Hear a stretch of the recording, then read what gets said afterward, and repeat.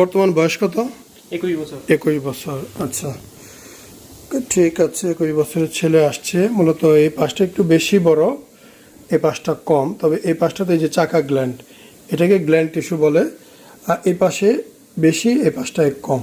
তো উনি চাইলে এক পাশ অপারেশন করতে পারতো, কিন্তু এক পাশ অপারেশন করলে এটা ফ্ল্যাট হয়ে যেত, তখন এটা বড় মনে হতো। সে কারণে আমরা দুই পাশই করব।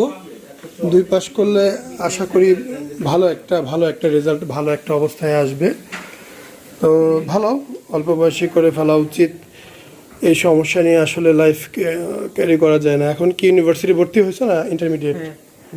ইউনিভার্সিটি, তার মানে ইউনিভার্সিটি স্টুডেন্ট, এরপরে লাইফ পুরো ক্যারিয়ারে পড়ে আছে। তো সব কিছু মিলিয়ে এই সমাধানটা করার সুন্দর সময় এটা। ইউনিভার্সিটি লেভেল শেষ হলেই জব টব, সেখানে প্রতিযোগিতামূলক একটা অবস্থায় যেতে হবে। তো কনফিডেন্স খুব বেশি জরুরি। আর এইসব সমস্যার কারণে মূলত কনফিডেন্স অনেকেই হারায় ফেলে।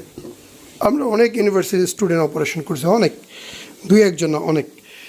সো যারা এই সমস্যায় আছেন, প্রবলেম মনে হলে আসবেন আমাদের এখানে, সরাসরি দেখবেন, কথাবার্তা বলবেন, ভালো লাগলে অপারেশন করতে পারবেন।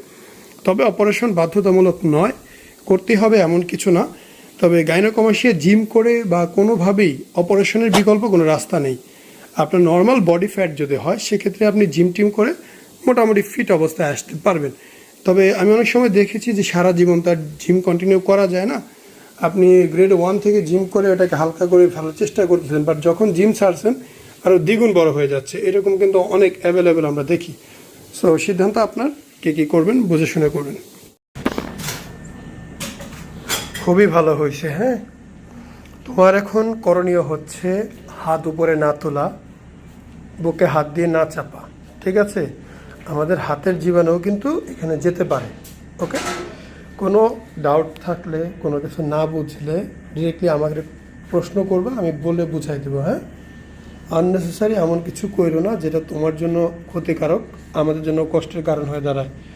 কারণ ভিতরে একটা ক্ষতি হলে আবার এটা খুলতে হবে, সেটা বন্ধ করতে হবে, আবার সেলাই করতে হবে।